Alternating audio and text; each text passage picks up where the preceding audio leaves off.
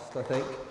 So, Giza. Now, obviously, Robert's introduced you to the fact that Giza isn't just some other place in the world that, you know, the pharaohs of ancient Egypt were buried. There was something bigger going on here. And certainly for over 100 years, probably 150 years, people have looked in terms of some kind of grand design to the layout of the three main pyramids of Giza. And I'll be honest that if you look online and you Google sort of grand design Giza, you get loads of maps and they're absolutely covered with lines.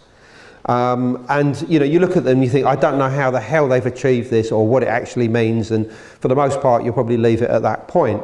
But this is something which certainly seems to be a reality. The three main pyramids of Giza, and as I will show, the Sphinx monument itself, do seem to conform to a very rigid underlying geometry, one which you'll see develop in two stages here, and it's a very, very interesting story. Now, one of the prime sources of the information relating to the layout of the three Giza pyramids in the past was that of the great Egyptologist Flinders Petrie. He did an incredible survey of the plateau at the beginning of the 1880s. And all of the different measurements that he achieved during this time have been used virtually up to the modern day for any kind of study of a grand design, some kind of master plan, if you like, of the layout of the pyramids. However, all this really changed in the 1980s when the so-called Giza Plateau Mapping Project began to work at Giza. And the main guy involved with this was Dr. Mark Lerner, who's an Egyptologist who originally, interestingly enough, was financed his doctorate by the Edgar Cayce Foundation, who obviously believe in the Hall of Records and things like that, and of which I've got quite some close associations with it as well. But anyway, Mark Lerner has got on to much more orthodox, conventional style Egyptology, but one of the most important things that he certainly initiated was this Giza Plateau Mapping Project. And basically what they did was to start again, to define all of the positions of the three main pyramids and many other key monuments. And this is the sort of stuff that they were doing from various primary survey points. Now, for reasons which we'll come into a little later, my good friend and colleague, the chartered engineer Rodney Hale, decided in December last year that we should use this material and start again and look at this whole idea of a grand design at Giza. I mean, I'd previously, working with Rodney, had various attempts of this have been published in earlier books, but Rodney wanted to recreate all of the information that was available from the Giza Plateau Mapping Project, and bearing in mind that their absolute raw data has never been released into the public eye, but there's enough there to be able to generate a program on an Excel spreadsheet which can then generate maps and things like this, and which can then be attached and connected with very specific star alignments and whatever based on an astronomical program, which seems to be the most important one that people are using these days, which is the Carte del Ciel, well, we call it CDC. And putting all of this information and generating the answers. So instead of just sort of looking at Google Earth and just putting stars on maps and things like this, which obviously is fun to do and has been going on for an awful long time, or just drawing lines connecting different pyramids, this is all absolutely computer generated to absolute precision, certainly within 2 to 3 meters, because that's about as accurate as you can get as far as the pixels and things like that are concerned. So anyway, this was begun in December, and the idea of this eventually was to have it actually academically published which was achieved earlier on this year, which I'll come on to. However, to do this, certain assumptions had to be made. And those assumptions, whether right or wrong, are that the three main pyramids at Giza are sepulchral monuments for the 4th dynasty kings Khufu, Khafre and Menkaure for a date of approximately 2550 to 2500 BC. Now this is the standard time frame, obviously, of ancient Egyptian, Old Kingdom, 4th dynasty history for the erection of the different monuments at Giza. So this is not controversial or anything like that, but we had to create a basis, because otherwise, you know, you cannot program stars and alignments and things like that. This has to be done properly. This is one of the maps that the Giza Plateau mapping project have used. I mean, there are variations, and we looked at every single one of them. We looked at the differences, we compared them with a number of different satellite maps to see which ones were accurate. I'll be honest, some of them are more accurate than others, but there seems to be a consensus of data relating to dimensions which we used very specifically. Now, the first thing which Rodney discovered, and again this is not new, but we rechecked this absolutely completely, is that an equilateral triangle can be formed between the absolute vertexes, that's the peaks, of G1, which is the Great Pyramid, and G3, which is the third pyramid, and a point here, third point here, which we called the datum, or the datum point. Now you think, okay, well, sorry, you know, you haven't hit the second pyramid, so what's important down here? Well, the fact is that at that spot, exactly on the heights of that spot, is something known as Jebel Gibli, which basically just means the southern hill. But it's also considered by some to be almost the fourth pyramid, because it juts out in a manner which almost resembles the appearance of the pyramids when looked at from certain angles. And the importance about Jebel Gibli, which is a perfect high point to view the entire plateau at Giza, is that this was also the primary survey point that well, not that one actually, is it that one? No, it's over there. Yeah, it is there, yeah.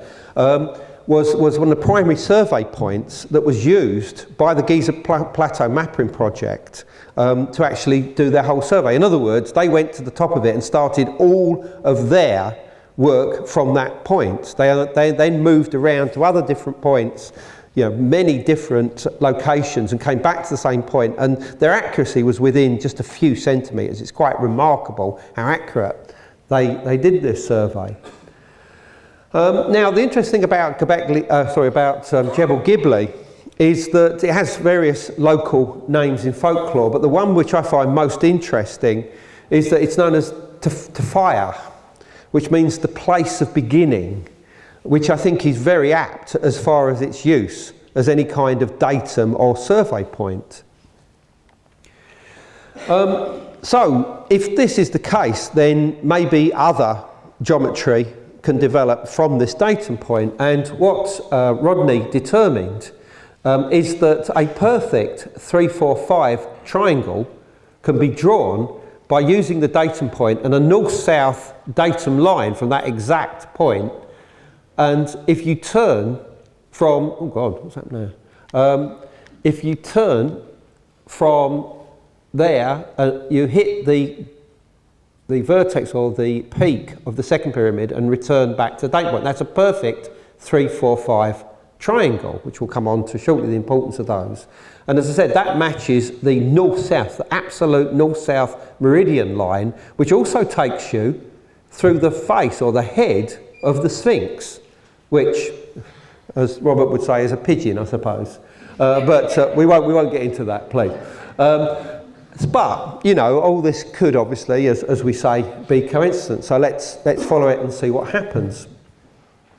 But the interesting fact that's arising from that simple fact is that it would suggest if that's correct, that even before the pyramids were constructed, this place called Gobekli, and also the Sphinx promontory, in other words, the actual rocky knoll or outcrop from which the Sphinx was eventually, or finally, carved, was important even before the pyramids were erected. And that's interesting because a prehistorian by the name of Serena Love in 2006 published a paper basically suggesting that the Sphinx knoll, before it had even been carved, may have been some kind of simulacra. In other words, it had the face of she suggested a human, although it could obviously be feline, and that this may have commanded the interest in the plateau in the first place, and that there's evidence of burials in the vicinity of the Sphinx going back at least to 3500 BC, belonging to the so-called Mahdi culture. So, in other words, it may well be that the Sphinx promontory or the Sphinx knoll was something that is incredibly important at a very early age. We're not necessarily saying that it was carved into the form that you see today. In other words, that the feline body with the human heads, but something was going on there. Either it was a natural simulacra, or the local cultures had somehow sculpted the promontory. But it was a rocky knoll. It stuck out of the ground, just as you can see from this image, which was slightly romantic, but obviously shows Napoleon turning up at the Sphinx at the turn of the 18th century. And of course, this is what they found. Before it was excavated, the head of the Sphinx was there, part of the body and whatever. So you could see it. That was the rocky knoll. It was a promontory that had been there for a very long time.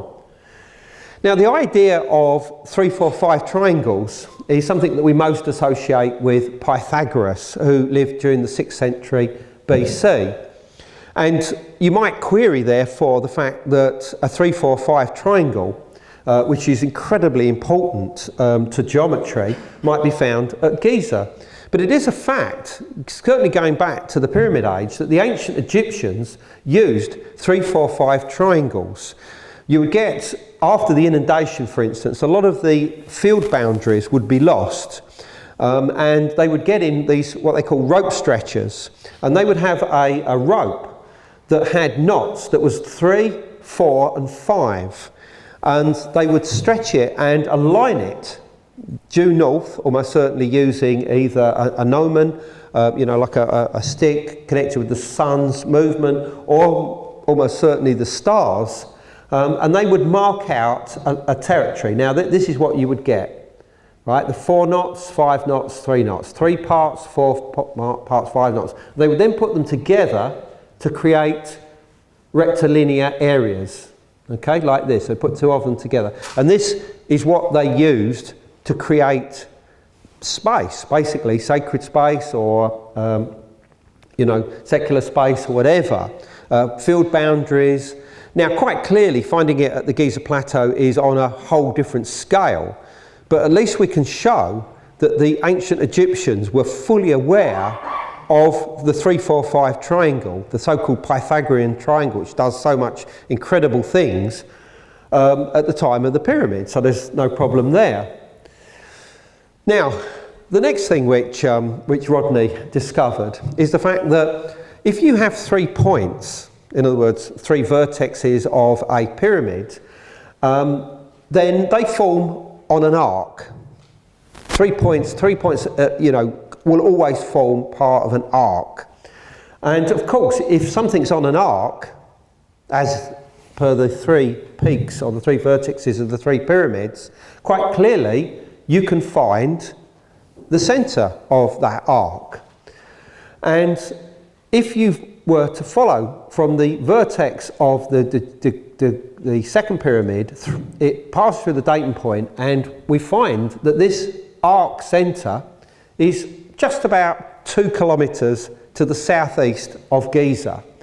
So in other words, the 3 pyramids are on an exact arc of a circle, the centre of which is there. And that spot there passes through Gobekli and hits the peak of the second pyramid. Again, interesting. Let's see where this goes. However, if you follow this line the other way, through Jebel Gibli, through the arc circle, to a point that's approximately around 2.9 kilometres from Giza, something very special is seen. And this is what it is, because if you stood at that spot, the three wing stars of the constellation of Cygnus, the celestial bird in most cultures around the world, it's a swan, could be an eagle, hawk, vulture, set down almost precisely into the three pyramid peaks. In other words, if you are 2.9 kilometres on this line, which we call the convergence line, you would see these three stars set down into the three pyramids. These are the three wing stars of the constellation of Cygnus. Let's watch it again. One, that one first, then this one, and then that one after the other. Okay? Again, you think, oh well, that's interesting, but, you know, again, could be coincidence.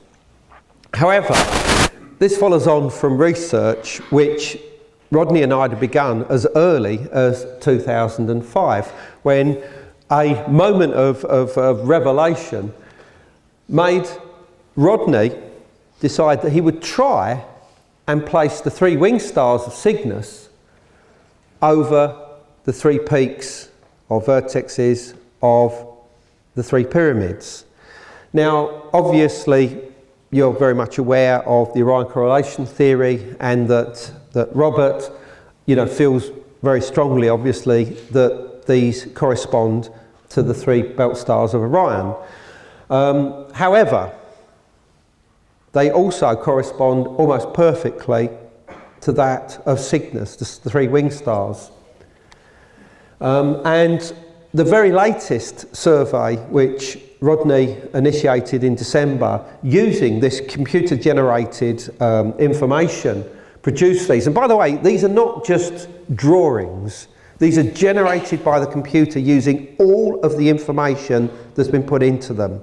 So in other words, we're not just putting a spot there and a spot there. This is exactly what comes out from this computer-generated information.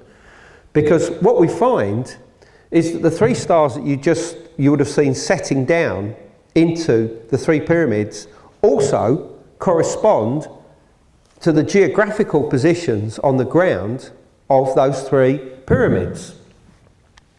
So what this actually means is this alignment with these three stars of Cygnus, these Cygnus wing stars, works on both the horizontal and the vertical plane. See? Three stars, Gaina, Sadir, Ruik, set down into the three pyramids, and looking down vertically, they correspond to the same three pyramids. That seems very unlikely to be coincidence.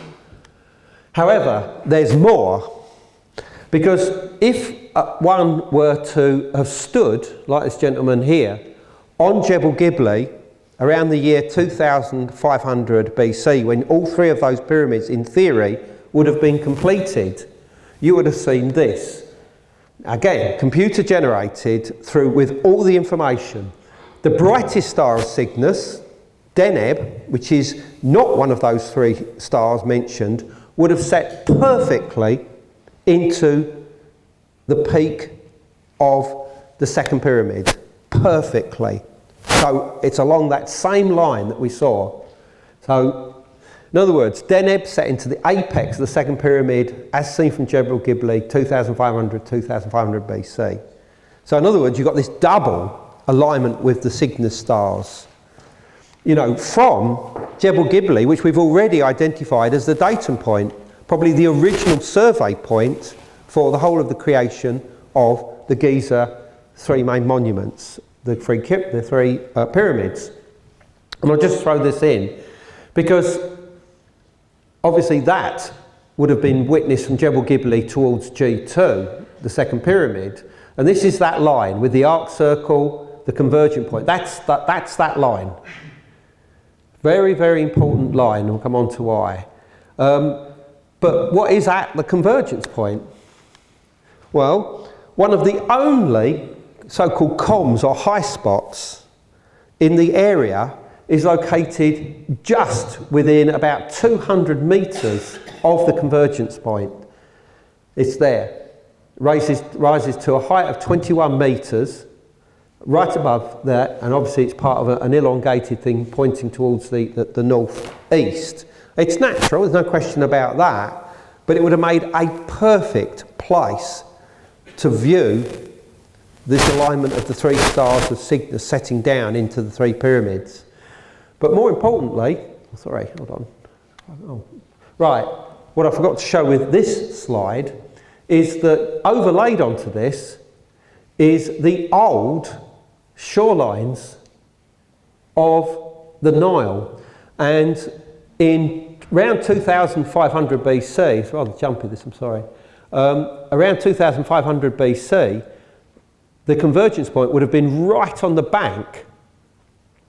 Right, it corresponds today to Zaghloul Street, right on the bank of the actual Nile. So in other words, if you could imagine a boat coming from upriver, let's say from Memphis, and let's say docking at that spot, you could imagine the people on board then just climbing that hill and seeing this alignment, and then once they'd seen the alignment, perhaps, you know, walking, perhaps in procession all the way along that line until they get to Giza. Well, they wouldn't have gone over the top of Jebel Gibli, but they would have gone round to the right hand side of it, which is exactly where you have the lost city of the pyramids, which is what Mark Lerner has been investigating.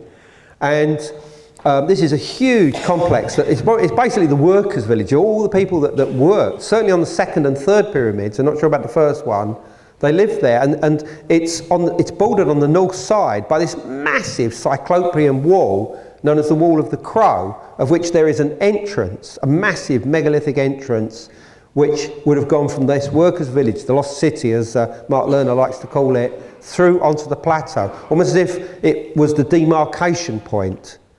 And I find that really, really interesting. Now, myself and Rodney wrote this paper. It's available online now. It's been published in an archaeological journal, and it's there. I mean, you know, the material in it is properly done. This is a proper scholarly article that we put together. And obviously, if you're interested in that, just go on to andrewcollins.com, and you can pick it up via the news page. So anyway, that was that. Now, we submitted it for publication in March, okay? We were very satisfied with it, we were very happy with the results, and we felt that, you know, there was an impact here. And then something left field happened. My good friend and colleague Richard Ward, who you'll hear from tomorrow, comes round generally on a Saturday night, and myself and him, and more recently my partner Maria, get together, and we have meditations and intuitive night and think tanks, picking up information, throwing ideas, and seeing where it leads. And in the middle of March, Richard had not read the paper. He wasn't that particularly interested in it, in all honesty. I mean, he would probably have read it eventually, but he certainly didn't know any of the contents. We got on to, one Saturday night, the pyramids, and he said to me, is there some kind of connection between the back end of the Sphinx and the southeast corner of the second pyramid? I said, I don't know. I said, it's not really come into any of the work that we've done. He said, I strongly think that there is. I don't know why I say this, but check it out and just see. I said, all right, okay, we'll check it out. And I mean, a lot of the stuff that we might come up with on a Saturday night, you know, eventually the next day you think, oh no, that was rubbish, and it never goes anywhere. But just sometimes, some of the statements that come up are dynamite and change everything.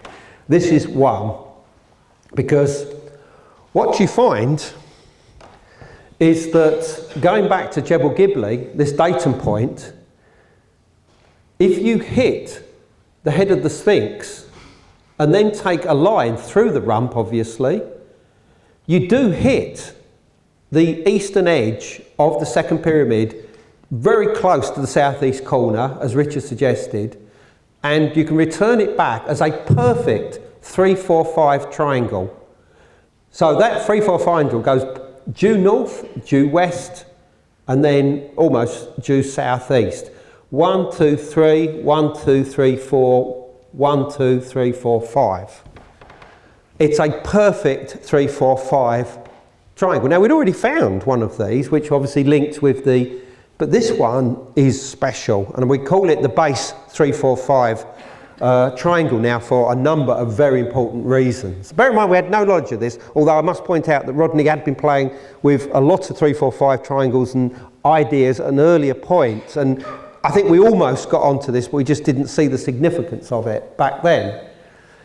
Because, I mean, firstly, that base 3-4-5 not only locks in the north-south meridian line, which obviously takes you to the northern celestial pole and the circumpolar stars which revolve around it, but obviously the east-west line is the equinoctial line, the line of the rising and the setting of the sun at the time of the equinoxes.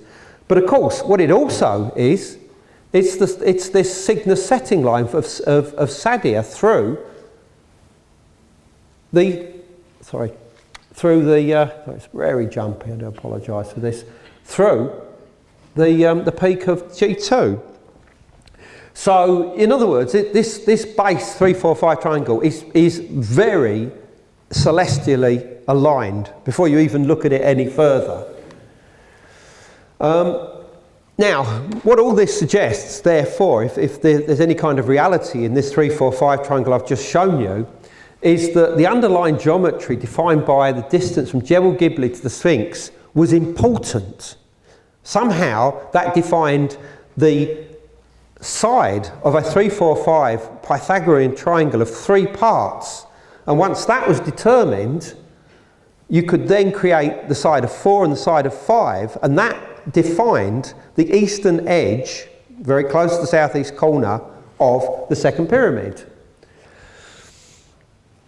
So what this suggests, once again, is that both Jebel Gibli and the Sphinx Knoll or Sphinx Promontory were far more important to the evolution of the pyramid field than had previously been realised.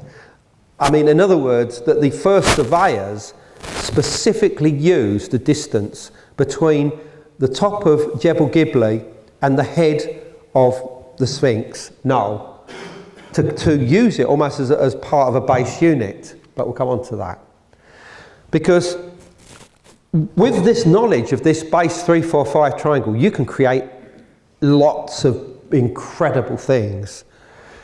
Because you can, in 5 easy steps, I can now show you how to place the vertexes of the Great Pyramid, the Second Pyramid and the Third Pyramid, and obviously the position of the Sphinx.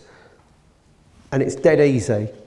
Firstly, you take a line from Jebel Gibli, the datum point, northwards, due north. You can use the stars to do that, to the Sphinx Promontory.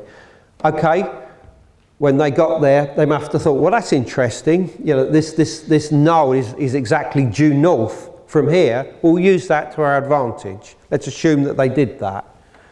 Once they did that, they created that as the part of 3. Here's the 4 and the 5. So in other words, that defined the eastern limit of the second pyramid. But where does it go from there? Okay. Now I want to do something that seems to be unorthodox to start with, and that's put another unit, because if you create a 6 unit of exactly the same length as these others, you hit the peak, the so-called vertex of the second pyramid. Now you might say, why have you done that? Surely that's just a random thing to do. No, it's not at all. This gentleman here, he's already been mentioned in lectures earlier on, René Swaller de Lubitz, right, artist, alchemist. In 1936, on a visit to the Valley of the Kings, entered into the tomb of Ramesses IX. And he saw this image of the god Amun-Min leaning back with his arms, or certainly one arm, presumably both of them, sticking up like this, and behind him was this right-angled snake. Now, the first thing he realised about this was that this snake represented a perfect 3 and 4 of a Pythagorean triangle, meaning that the fifth, the side of 5 parts, formed exactly behind his back at the right angle, or essentially the right angle, idealistically, that he's leaning. Now, this is Swaller de Lubitz realised this, but he realised something else, that the extent of his arm formed a 6 unit. Again, you might think, all right, well, that's interesting, but where are you going with this? Well, firstly, Min, or Amun-Min, as he later became in the New Kingdom times, was unquestionably connected with the 3-4-5 triangle. He was often shown with the royal flail, and this is generally shown at exactly the angle of a 3-4-5 triangle. It fits in absolutely perfectly. And what's so weird is that he's not holding the flail. Can you see? His hand is between it. It's not holding it at all. Why would he do that? Well, the fact of the matter is that Min is a god of agriculture and of the landscape and of fields and of setting things out, and obviously fertility. He's a fertility god. So in other words, those rope stretchers that we saw earlier on, who use the 3-4-5 ropes with the knots in, are in many ways evoking Amun-Min to do their work. And in many ways, I think this is what's represented by the flail, which obviously would have been used from an agricultural point of view before it became a symbol of the kings themselves. In other words, this is for beating the crop down and harvesting and whatever you would use it for there. So there's an important connection here with the 3-4-5 triangle. But, and this is what blew Swaller de Lubitz's mind, and I'm going to read this because it is difficult stuff. To him, this 6th part to the 3-4-5 triangle, to him this provided compelling evidence that the ancient Egyptians knew the value both of phi and pi for 1.2, that is 6/5, times phi, 1.618 squared, equals that 3.1, which is the value of pi. In other words, that extra unit on the so-called hypotenuse of the 3-4-5 triangle exactly creates that. And that blew his mind, and that actually kept him in Egypt for half a generation, looking at all of the different temples and their designs and how they relate to sacred geometry. And obviously some of his work is quite extraordinary. So getting back to Giza, we've got every reason, therefore, to use this extra unit that will take us to the position of the vertex or peak of the second pyramid. But we can do more, because this next step, which is step 4, if we now mirror the base triangle north, it gives you within just a couple of meters, I think it's actually within 6, I'll be honest here, the peak or the vertex of the Great Pyramid. But it doesn't obviously tell you whereabouts on that line to place it. But obviously what we've done here, by putting 2 3-4-5 triangles together, it actually creates what's known as a 3 to 2 ratio triangle, which we'll come back to, which is very, very important. And to define the actual position of the vertex of the Great Pyramid, all you need to do is create a second north-south datum line through this point that we've created by the 6 extra unit, and then half it, and it takes you precisely through the peak. So in other words, now we've got both the latitude and the longitude position of the peak of the vertex. All of this based on this discovery of this base 345.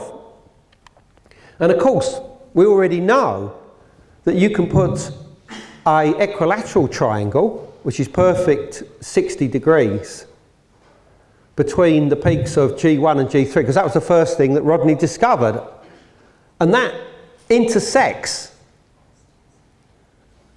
almost within 1 degree of this, the convergence line and the line of the base 345.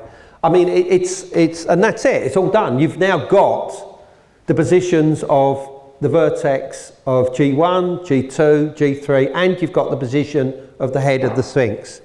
Dead simple. And it's all based on Jebel Gibli.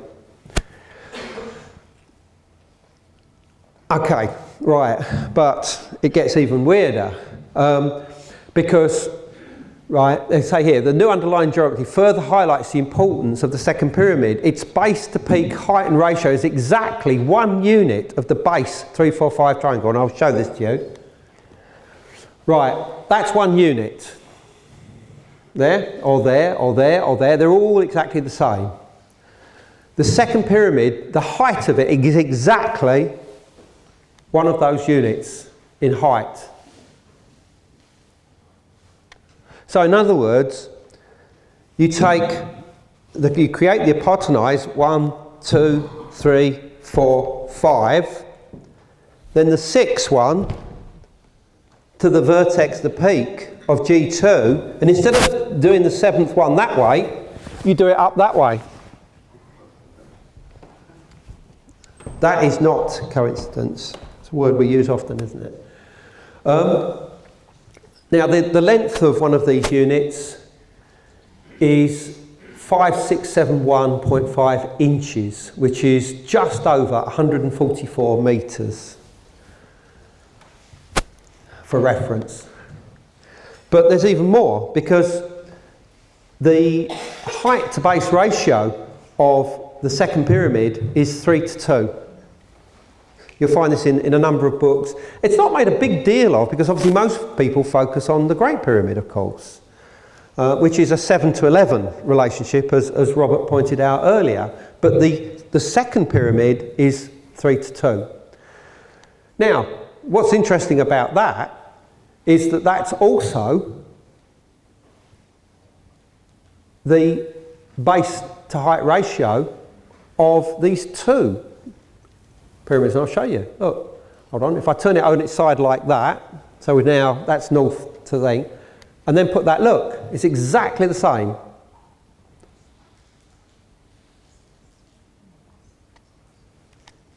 And just to confirm it, I put the Ramesses IX image, and within it I superimpose the second pyramid just to show you the accuracy of it there. And this 3:2 relationship, I think, is extraordinarily important to ancient Egypt. But of course, we know that beyond this, as I've already explained, is the pyramid arc itself, which takes us eventually to the convergence point and the 3 wing stars of Cygnus. So in other words, all of this is building up, in my opinion, towards the fact that there's this alignment towards the stars of Cygnus. Now, when I first came out with these ideas, based on Rodney's engineering work back in 2005, they were published in my book, The Cygnus Mystery, and there was a big hoo-ha about this, obviously Cygnus versus Orion and the rest of it. But what Robert said was something very, very important. And this was the fact that basically fitting the 3 stars of Cygnus with the kind of near zero error in the manner that Rodney Hale did proves nothing at all. What is important here is not that the Cygnus stars fit better than Orion's belt, but rather which set of stars fit the context of Giza, its location, the size of the pyramids, the alignments of the shafts, and above all, the religious and rebirth beliefs. And he couldn't have been more accurate when he said that. And that stayed in my mind. I thought he's absolutely correct. And although I'd made an attempt to do this in the Cygnus Mystery, I went on to absolutely fine-tune it in a book called Beneath the Pyramids, which came out in 2009, and I'm continuing to fine-tune it now for a new book. But the essence of that is this. Obviously, the pyramid texts describe how the soul of the king became Osiris in death.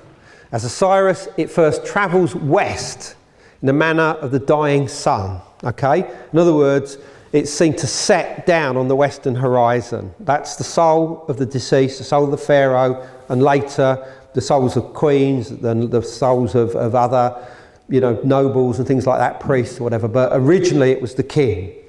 Okay, that's the first thing that we know. And we know this from the pyramid texts, which are found inside the pyramids that go back to about 2350 BC.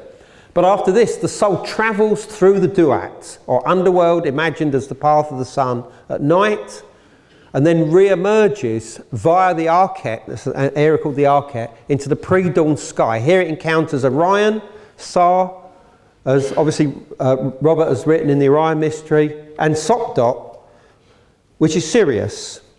And these are seen as like brother and sister of the deceased in its guise as Osiris. They sort of greet him, or obviously later her, as they arrive in the sky.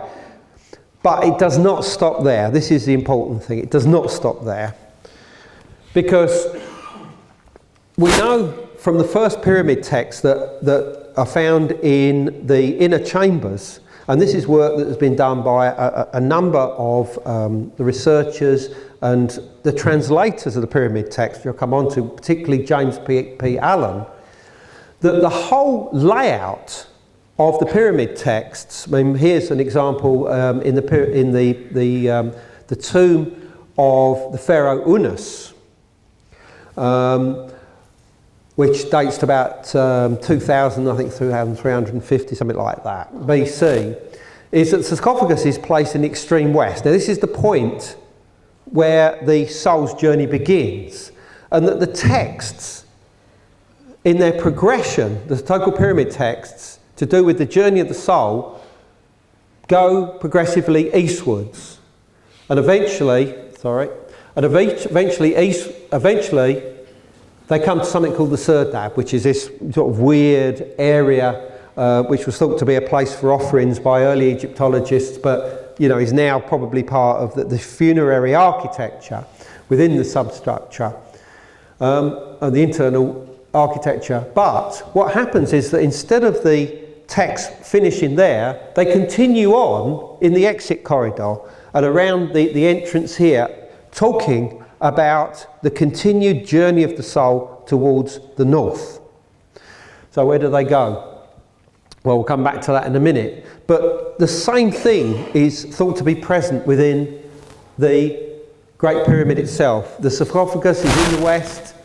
It's thought that there may well be a screen.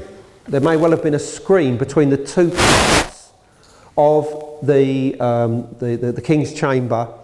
And although obviously there are different chambers in the Great Pyramid and also in the other two pyramids, the essential internal architecture is the same. Basically, they have the east-west chambers and an exit towards the north, almost like a cannon blasting the soul towards north. And these chambers seem to refer to two areas, the duat and the archet. The archet can be seen almost as the point of emergence into the eastern sky just before sunrise, when it rises up towards Sopdet and towards Sa, Orion. But as I said, then it continues north. So in other words, if there had have been pyramid texts inside the Great Pyramid, they would have conformed almost certainly to the same internal architecture and their positions within it. In other words, directing the soul firstly towards the eastern horizon, but then secondly, an onward journey towards the north. Now, this onwards journey towards the north is something that's not controversial. Some of the main translators of the pyramid texts, like Faulkner and James P. Allen, have determined and concluded that the final destination of the soul in the ancient Egyptian funerary context was in the direction of the northern celestial pole, but in particular the so-called imperishable stars, which are mentioned again and again in the pyramid texts, and the fact that they are in the north, as thou goeth to those gods in the north, the imperishable stars. Okay? So, clearly, the area of the northern celestial pole, by the way, there was, at this point in time, there wasn't really a pole star. You'd formerly had Alpha Draconis, which is Theban, or Thuban, as the pole star, but that had gone out of view probably by about 2700, 2800 BC. So by the time you actually came to 2600 BC or 2500, there wasn't really a proper pole star, but the direction remained important in the symbolism of the ancient Egyptians. So basically, the deceased in Egypt must become an embryo in the womb to be reborn and gain resurrection amongst stars. Now, this is something that seems to be emphasised again and again in the pyramid text. It talks about the womb of the mother. The mother of Osiris was Nuit, the goddess Nuit, the sky goddess. And it talks again and again about the soul returning to the womb of his mother Nuit. So where was this cosmic womb of Nuit? Well, the work of an American astronomer by the name of Ronald A. Wells in the 1970s and 1980s identified Nuit not just with the sky in general, but with the Milky Way as seen in the northern hemisphere. So in other words, you know, if you looked at night towards the north and obviously towards each horizon in the east and west, the shape that was formed by the Milky Way was in the likeness of the way that the goddess Nuit was portrayed in ancient Egyptian times.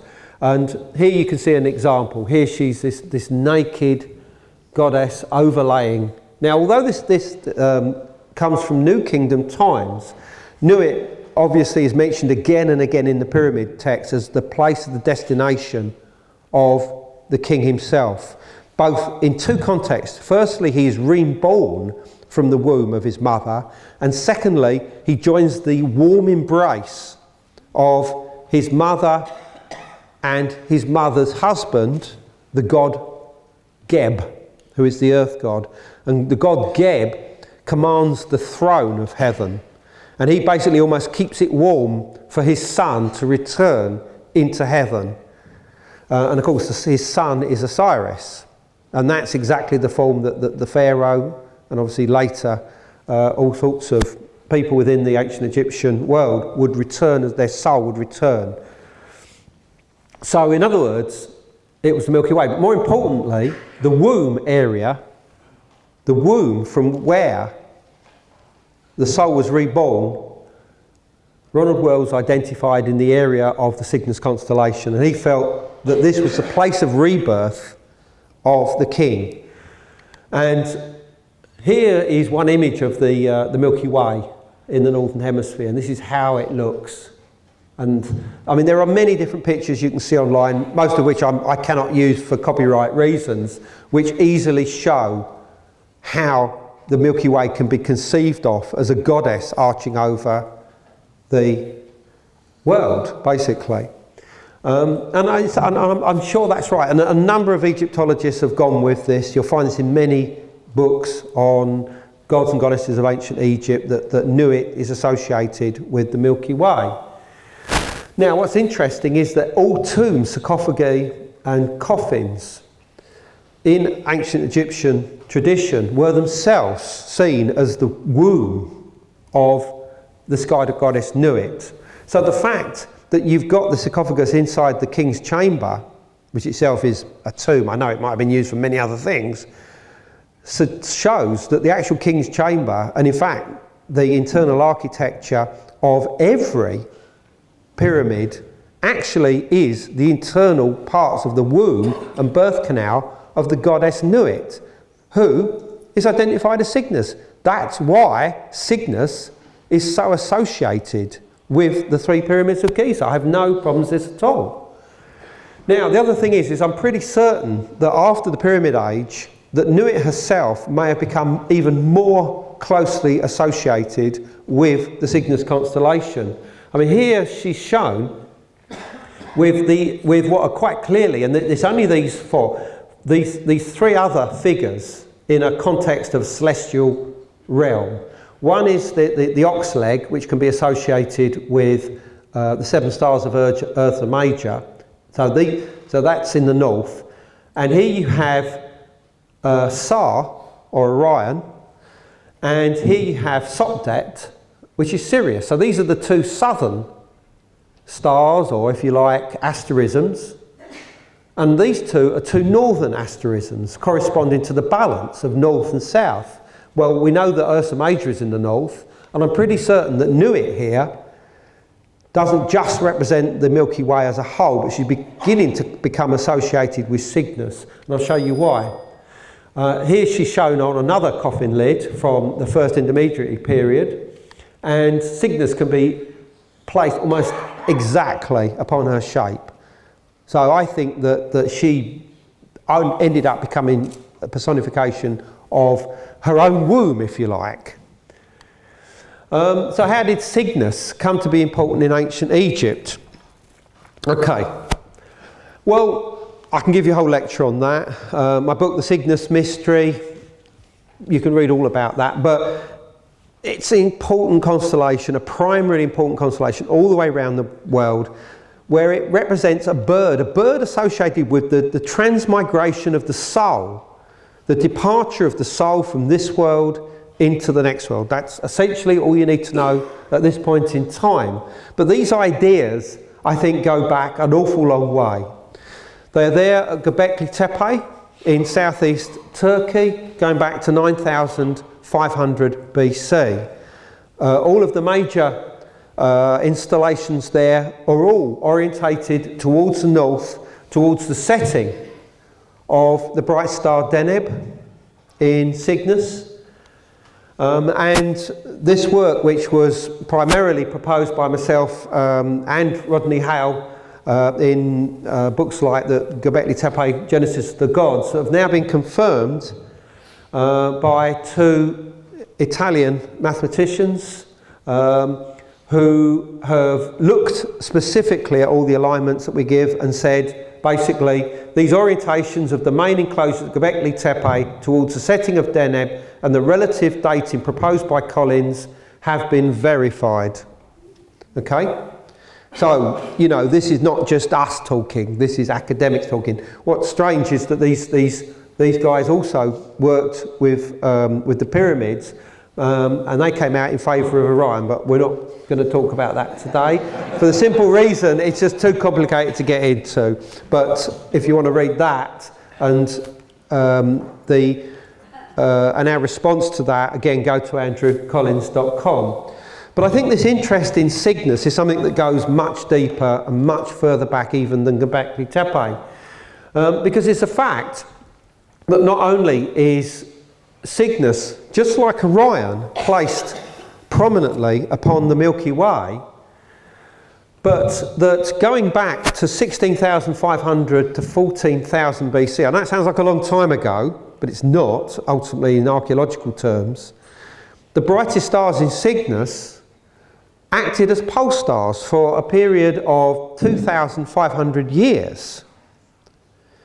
And the connection between the fact that they represented the turning point of the heavens in the northern hemisphere can be found, for instance, at Lascaux in southern France, where you have a birdman falling at this strange angle, which I'm not going to go into huge detail about, but you have this bird on a stick, a pole, and Dr. Michael Ruppengluck of Munich University in 1999 proposed that this scene inside what's known as the well shaft at Lascaux represented the area of Cygnus and the other two stars in that vicinity, which form the so-called summer triangle, which are Altair and Vega.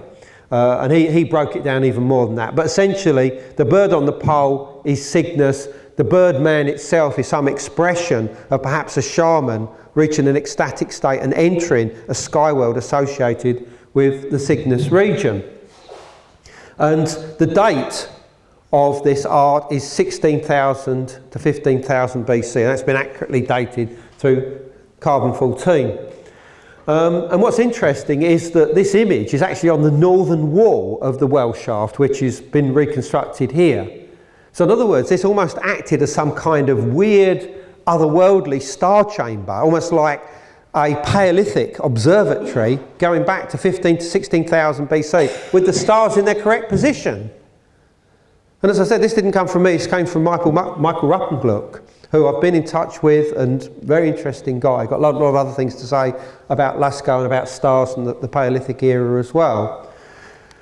And of course, shamans right the way across Siberia, they associate themselves with sky poles with swans on. Swans are the primary symbol of Cygnus. They climb these poles believing they can enter into the sky world in an altered state of consciousness. Why would they have a swan at the top? Unless it was the guardian of the top of the sky pole, or cosmic axis as it's known. And what's interesting is that in a contemporary religion of Siberia, known as Tengrism, the sky pole is represented by the Milky Way. This is a representation of it here. See the Milchstrasse there? And at the top of the sky pole, or cosmic axis, is the star that is the star of creation, almost like the star at the top of the Christmas tree, if you like. And this is associated with the god Tengri. The god Tengri takes the form of a swan to create the world. But what's interesting is that this north-south line, which is what it is, from the Earth to the North Pole, the North Celestial Pole, the last time that this was aligned in this way was when the stars of Cygnus were acted as pole stars between 16,000 and about 14,000 BC. So in other words, this shamanic belief, which is still held today amongst the peoples of Siberia, it's called Tengrism, would seem to suggest that this goes all the way back to that time. And I am convinced that, where are we going? I'm convinced that all of these ideas were codified at this time when the Milky Way would have been seen every night to spin like a propeller on some kind of cosmic aeroplane, and that once every night the Milky Way would have lined up north to south. Now, once the northern celestial pole, which obviously created precession and moved away from the Milky Way and moved away from Cygnus towards, interesting enough, the star Vega, that never happened anymore. So that incredible celestial phenomena of watching the Milky Way spin round like a propeller and lining up north-south every night would never have occurred afterwards, and hasn't done. Well, that's basically it. But I'm writing a book at the moment, I can announce. Well, two books actually. This one's supposed to be finished. It's called The Cygnus King. It would demonstrate how these ideas and many more were transferred from Gobekli Tepe to northern Egypt circa 8,500 to 8,000 BC, causing eventually the genesis of the Pyramid Age. And I've got some incredible evidence which I shall bring you in the future to show that the people at Gobekli Tepe ended up in Egypt. So, but that's to come. For the moment, the Cygnus Mystery is available outside very cheaply. Beneath the pyramids, that is more difficult to get, although you can probably get it from Amazon. That came out in 2009. And just out of interest, that also includes the whole discovery of Giza's lost cave world, which I did with my good friend Nigel Skinner-Simpson, who's sitting over there now, timekeeping, and wondering when I'm about to stop. I mean, that was an incredible journey, and I only really did that through the connection with Cygnus and the Giza Plateau. And obviously here's the advert bits coming up.